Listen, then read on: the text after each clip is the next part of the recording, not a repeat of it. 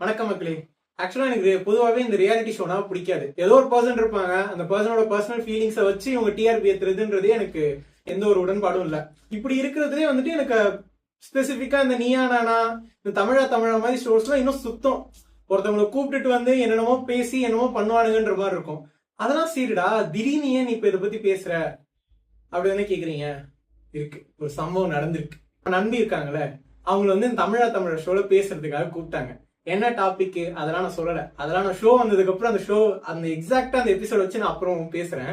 ஏன்னா இப்ப பேசினா வந்துட்டு ஏதாவது காப்பிரைட் போடுவானுங்க, நம்ம மேல தேவையில்லாம சொல்லிக்கிறோம். அதெல்லாம் நம்ம தவிர்த்தரலாம்.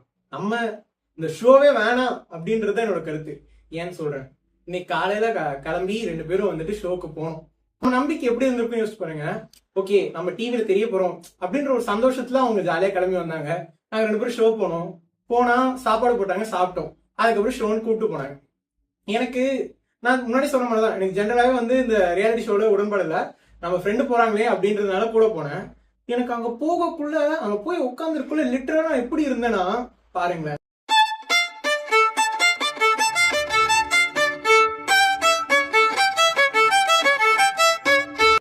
இப்படிதான் இருந்தேன். லிட்டரலா அங்க இருக்கிறவனுங்களும் எரிச்சு தள்ளிலாம் போல இருந்துச்சு. ஏன்டா அப்படி என்ன ஆச்சு? அங்க வந்திருக்கவன் எல்லாம் அவனோட வேலையை விட்டுட்டு அங்க வந்திருக்கான். நீ அவனை எப்படி நடத்தணும்னு இருக்கு. அங்க ஆக்சுவலா எனக்கு முன்னாடி இருந்த ஒரு அங்கிள் வந்துட்டு அவருக்கு தெரியல, பாவம் வயசானவர்.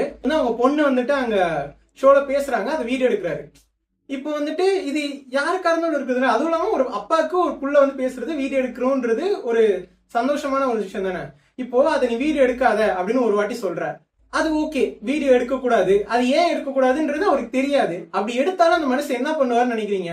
அந்த மனுஷன் வயசானவர், கண்டிப்பா அந்த வீடியோ எடுத்து என் புள்ள இப்படி பேசுச்சு 4 பேருக்கு போன்ல போய் இப்படி காமிப்பாரு. அப்படிப்பட்ட ஒரு மனுஷனை வந்துட்டு நீ படுத்திட்டுற, யோ இப்படிதான் நீ போனை பார்த்து வீடியோ எடுத்துக்கிட்டு இருந்தா அடுத்து போனை பிடிங்கி வச்சிருவன்ட்டு. தனி மனிதனை நீ எப்படி ட்ரீட் பண்ணணும்னு ஒண்ணு இருக்குல்ல. உனக்காக அவன் வேலையெல்லாம் விட்டுட்டு வந்து அங்க உட்காந்துருக்கான் அப்படின்னா நீ அவனை ட்ரீட் பண்றதுக்கு ஒரு விதம் இருக்கு. நீ பட்டு இஷ்டமயத்துக்கு ட்ரீட் பண்றேன்னா என்ன அர்த்தம்? இவனுங்க வந்து இவங்களை ட்ரீட் பண்றது அப்படி இருக்கு. அடுத்து அங்க பார்ட்டிசிபென்ட்ஸா போயிருப்பாங்கல்ல, அவங்களையும் கலாய்க்கிறது. லைக் எப்படின்னா, அவங்க ஒரு பாயிண்ட்டுக்காக பேச வந்திருக்காங்க, அவங்க எல்லாத்தையும் உங்களுக்கு விட்டு கொடுத்துடல, நீ என்ன வேணாலும் அவங்கள வச்சு பேசலாம், அதெல்லாம் இல்ல.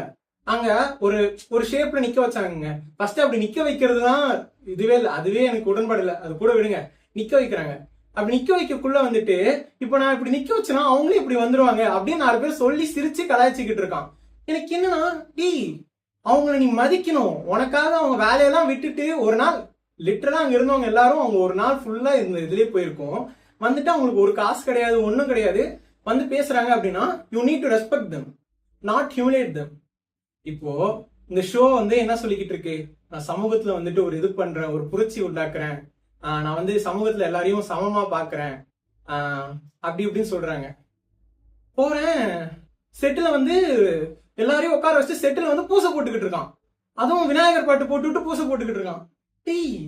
Bro what? எனக்கு புரியல. ஏண்டா உன் ஷோல உன் செட்ல இருக்கவங்களே இன்னும் கடவுள் நம்பிக்கையில தான் இருக்காங்க. கடவுள் நம்பிக்கையில இருக்கிறது நான் தப்புன்னு சொல்லல. நீனா இன்னொருத்தவங்க நம்பிக்கைய தப்புன்னு திருத்துற, எந்த நம்பிக்கையா இருந்திருக்கட்டும், அதுவும் ஒரு நம்பிக்கை தானே. அது திருத்தோல உன் செட்ல இருக்கவங்களே உன்னால திருத்த முடியல, நீ இந்த மக்களுக்கு திருத்துறியா? என்ன பொறுத்த வரைக்கும் இவனுங்களாம் ஒரு ப்ரொபகண்டா செட் பண்றதுக்காக மட்டும்தான் இந்த ஷோ நடத்துறாங்க. லிட்டரலா அந்த ஆங்கர் என்ன பண்றான்னா, அங்க இருக்கிறவங்களாம் பேச ட்ரை பண்றாங்க. நான் அந்த எபிசோட வந்ததும் நான் ஒன்னொன்னா பிரேக் டவுன் பண்ணி பேசுறேன். அதுல சீஃப் கெஸ்ட்னு ஒரு அம்மா வந்துச்சு. நான் இப்ப எதுவுமே வந்து யாரு என்ன டாபிக் எதுவுமே சொல்லல. நான் அது வந்து எபிசோட் வந்ததுக்கு அப்புறம் நான் லிட்டரலா பேசுறேன். ஆனா அங்க லிட்டரலா என்ன நடந்துச்சு அப்படின்னா, ஒரு 10 பேரை கூப்பிட்டு வந்தாங்க. அந்த 10 பேரை கூப்பிட்டு வந்துட்டு இவங்க இஷ்டத்துக்கு என்ன பண்ணணுமோ பண்ணிக்கிட்டாங்க. ஃபர்ஸ்ட் ஒரு கன்சர்னா ஒரு சைன் வாங்கிக்கிட்டாங்க. எனக்கு என்னன்னா, கூப்பிட கூட டாபிக் சொல்லி கூப்பிடுறேன். யார் சீஃப் கெஸ்ட்னு சொன்னியா? சொல்லியிருக்க மாட்டேன். ஏன்னா யார் சீஃப் கெஸ்ட்னு தெரிஞ்சுச்சா அவங்க எந்த டாபிக் தான் வின்னு சொல்ல போறாங்கன்னு உங்களுக்கு முன்னாடியே தெரிஞ்சிடும். அது தெரிஞ்சிச்சுன்னா 10 பேர் வரமாட்டாங்க. அது ஒண்ணு. அடுத்து அங்க வந்தவங்கள ஹியூமிலேட் பண்ணி மீம் மெட்டீரியல் ஆக்கி அனுப்பிச்சு விடுறீங்க. இதெல்லாம் எவ்வளவு ஒரு கேவலமான விஷயம் தெரியுமா? கேவலம் டிஆர்பி காசுக்காக நீ என்ன வேணாலும் பண்ணுவ, இன்னொருத்தனோட தனி மரியாதையில கை வைப்ப அப்படின்றது எவ்வளவு ஒரு கேவலமான விஷயம். அந்த ஆங்கர் வந்து ஒருத்தர் இப்படி பூஸ்ட் பண்றான். அவனோட பர்சனலை வச்சு இப்போ யாரோ ஒருத்தவங்க அவங்களோட பர்சனலை கொட்டிட்டாங்கன்னு வச்சுக்கோங்களேன், அதுதான் இவங்களுக்கு எல்லாம் டிஆர்பி. நான் அவ்வளோ கோவப்பட மாட்டேன், எனக்கு தலைவலி தான் வராது. இன்னைக்கு அந்த ஷோல உட்கார்ந்து இருந்தேங்க. காலையில 10 மணிக்கு உட்காரணும், 10 மணிக்கு போய் செட்ல உட்கார்ந்தோம், 4 மணி வரைக்கும் உட்கார வச்சிருந்தானுங்க. எனக்கு லிட்டரலா அவ்வளவு கோவம் வருது. எனக்கு என்ன ஆத்திர அடங்கலைங்க. எனக்கு ஆத்திர அடங்கலங்க. என்னங்க அந்த ஷோ வரட்டும், நான் பேசுறேன். இந்த ஷோல எல்லாம் ஒண்ணு பண்றானுங்க, லிட்டரலா அவனுக்கு பிளான் பண்ணிட்டு வந்துடுறானுங்க.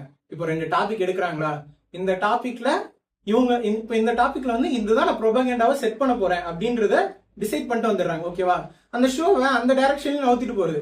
இந்த பக்கம் யாரோ ஒருத்தவங்க ஏதோ வேலிடா ஏதோ ஒரு பாயிண்ட் சொல்ல வராங்க அப்படின்னா, இல்ல இல்ல இப்ப பேசாதீங்க, இப்ப கேட்ட கேள்விக்கு பதில் சொல்லுங்க, அடுத்து பேசிக்கலாம் அப்படின்ட்டு அதை வந்து கடந்துட்டு போறது. எனக்கு என்ன ஒண்ணு புரியலாம், அப்படி சொல்றவன் திரும்ப வரவே மாட்டான் உங்கள்கிட்ட. பாவம், எனக்கு லிட்டரலா அங்க இருக்கவங்கள பார்த்தா அவ்வளவு பாவமா இருந்துச்சு.